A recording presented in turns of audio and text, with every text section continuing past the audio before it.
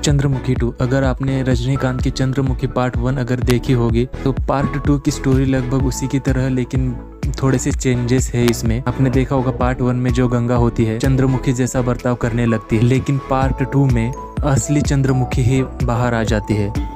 तो इसमें दिखाया गया है कि फिल्म की शुरुआत में एक बड़ी फैमिली होती है, अमीर होती है, लेकिन उनके जीवन में बहुत सारी समस्या होती है, इसलिए वो अपनी कुल देवी की पूजा करने के लिए गांव में आते हैं। लेकिन गांव में आने के बाद उन्हें रहने के लिए कोई जगह नहीं होती, इसलिए वो एक महल जो रेंट पर लेके वहाँ पर उसी में रहते हैं। और उसी घर की जो बेटी होती है जो अभी जिंदा नहीं होती और उसके 2 बच्चे होते हैं। तो इस फिल्म का जो हीरो है राघव, वो उन बच्चों को संभालने का काम करता है और वो भी उनके साथ उसी महल में रहने के लिए आ जाता है।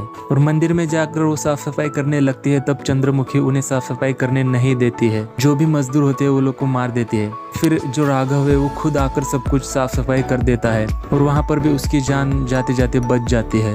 और महल में रहने वाले उसी घर की एक लड़की के शरीर के अंदर वो आत्मा आ जाती है चंद्रमुखी की। तो जैसे इस फिल्म की स्टोरी आगे बढ़ती है तो इसमें चंद्रमुखी जब जिंदा होती है तब उस जन्म का दिखाया गया है। उसमें दिखाया गया है कि एक राजा होता है और जो राघव इस फिल्म का हीरो है वो का सेनापति होता है। तो राजा और उस सेनापति जो एक राज्य पर आक्रमण करते हैं और उस राज्य को अपना बना लेते हैं।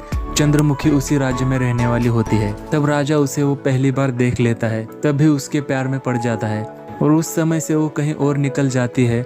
तब जो राजा जो है अपने सेनापति और उसका दोस्त भी होता है राघव, उसको लाने के लिए उसको उसके पास भेज देता है, उसे ढूंढ कर लाने के लिए कहता है। लेकिन जब वो उसे पहली बार एक तालाब में देखता है, बाद में खुद उसे छूता है, तो पकड़ तक राजमहल तक लाने तक वो उसके प्यार में पड़ जाता है। और फिर महल में आने के बाद वो उस राजा को ही उसका गला काट कर उसे सर धड़ से अलग कर देता है। लेकिन चंद्रमुखी किसी और से प्रेम करने लगती है। इसके साथ अगर कोई नृत्य करने वाला होता है उससे ही वो प्रेम करती है, लेकिन राघव जो है उसी को भी मार देता है और चंद्रमुखी को जिंदा जला देता है। और फिर बाद में प्रेजेंट में जो फैमिली महल में रहने के लिए आई थी उन्हीं में से एक लड़की के अंदर चंद्रमुखी आ जाती है और राघव के अंदर जो राजा होता है उसका सेनापति होता है उसी की आत्मा उसके अंदर आ जाती है। सारे पुजारी जो गुरु होते हैं वो सब लोग पूजा करते हैं और चंद्रमुखी और वो सेनापति का युद्ध उस महल में चलता है।